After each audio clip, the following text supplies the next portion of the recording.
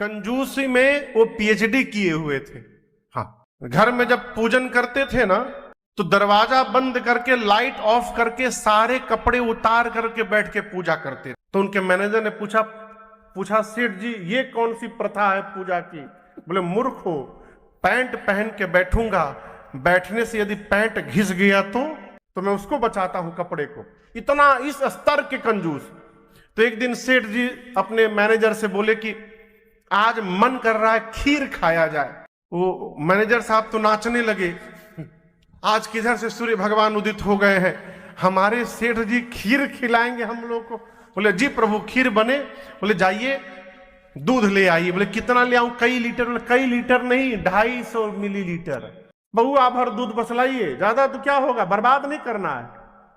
थोड़ा सा चावल, थोड़ा सा चीनी और केसर का 2-3 दाना बस। आया खीर बना, 1 कटोरी खीर केवल बना। अब मैनेजर परेशान कि इसमें का सेठ जी खाइए, कहाँ हम खाएंगे, भगवान मालिक है। अब बनने के बाद सेठ को लगा कि यदि मैनेजर खाएगा तो बर्बाद हो जाएगा। तो सेठ जी ने कहा कि देखो अभी हम लोग खीर नहीं खाएंगे, हम लोग खीर सवेरे खाएंगे, उठने के बाद ब्रश करके खाएंगे। लेकिन सब ने, दोनों लोग नहीं खाएंगे, कोई एक ही खाएगा। मैनेजर पूछा कौन खाएगा सरकार?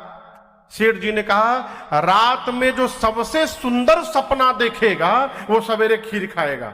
तो बगल के कमरे में कटोरी खीर का ढक के रख दिया गया। इधर कमरे में आके सेठ जी और मैनेजर सो गए। सवेरा हुआ, दोनों लोग उठे, मुंह धोए, ब्रश व्रश हुआ, सेठ जी बिठाए, बोले कि चलो अब बताओ क्या तुम सपना देखे। मैनेजर ने कहा कि सेठ जी हम क्या बताएं आपके आगे, पहले आप बताइए प्रभु। तो सेठ जी सोचे ऐसा बता दो ना कि ये वहां तक पहुंच ही ना पाए।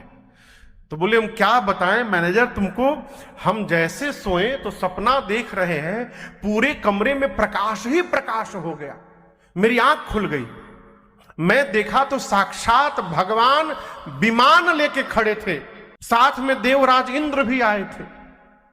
मैनेजर बोला फिर प्रभु फिर क्या? भगवान हमको गोद में उठा करके विमान में बिठाएं।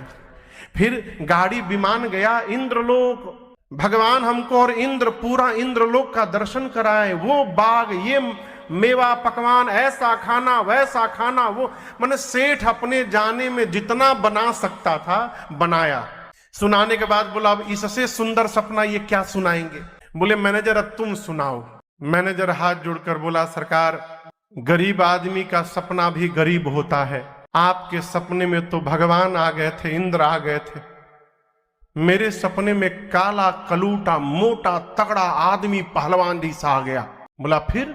बोला आपको भगवान गोद में उठा के बिठाए थे ना, हमको आ करके मारा एक डंडा, मैं अपने आप उठ के बैठ गया। सेठ जी बोले फिर हमको फिर एक डंडा मारा। बोला जल्दी उठो तुम। मैं उठ गया। सेठ जी मैं उठ गया। फिर आगे बोलो। फिर एक डंडा मारा। बोला बगल के कमरे में चलो। मैं जा नहीं रहा था सेठ जी, मैं बिल्कुल नहीं जा रहा था, वो मुझे लगा मारने, मुझे जाना पड़ा बगल के कमरे में। सेठ जी बोले फिर क्या हुआ? फिर एक डंडा मारा। बोला जल्दी कटोरी उठाओ, अब पूरा खीर खा जाओ। मैं खा नहीं रहा था सेठ जी। बोला मार डालूंगा नहीं खाओगे तो मुझे मजबूरी बस खाना पड़ा। सेठ बोले तुम खा लिए, अब मरता क्या ना करता, मैं खा लिया। सेठ जी दौड़ कर गए कमरे में, जाकर प्लेट हटाए तो खीर खाली कटोरी, वो सारा रात को खा चुका था। सेठ जी बोले हमको क्यों नहीं जगाए तुम? बोला कैसे जगाऊं, आप तो इंद्रासन में गए थे इंद्रलोक दर्शन करने, रहते तब न जगाते, आप तो इंद्रलोक के भ्रमण में थे। ये क्या है जो बहुत बचाता है ना, फिर भगवान ऐसी रचना बताते हैं कि सब बचा बचाया एक ही बार में सीताराम हो जाते हैं। इसलिए देने का स्वभाव बनाइए, कहीं भी जाइए ना थोड़ा दे करके आइए। कितना दे महाराज? भगवान ने आपको जितना देने लायक बनाया है उतना दे करके आइए। फोकट में नहीं करना चाहिए। भंडारा तो बिल्कुल नहीं खाना चाहिए। बात बहुत कड़वी है लेकिन हम मीठा बोलेंगे नहीं, जो है सो बताएंगे। भंडारा खाने से बचा जाए। क्यों? जो भंडारा करा रहा है उसके सारे पाप कर्म धुल रहे हैं, जो भंडारा पाएगा वो सब उसके सिर पर चढ़ेगा। यदि महाराज खाना पड़े तो खाइए, लेकिन यदि 50 रुपए का खा रहे हैं तो 100 रुपया निकाल कर किसी मंदिर में दान पेटी में डाल करके आइए। यदि खाना पड़ रहा है तो खाइए, कोई बात नहीं, भंडारा खाइए, लेकिन जितना खा रहे हैं उससे थोड़ा अधिक का धन निकाल करके और दान पेटी में डाल करके आइए। फोकट का खाइएगा, न जाने किस किस कमाई के अन्न से आया है, भगवान मालिक है। मति कब बावली हो जाएगी कोई भरोसा नहीं, इसलिए बहुत सावधान रहना चाहिए। देते रहिए, मांगने वाले आते गए, संतुष्ट भय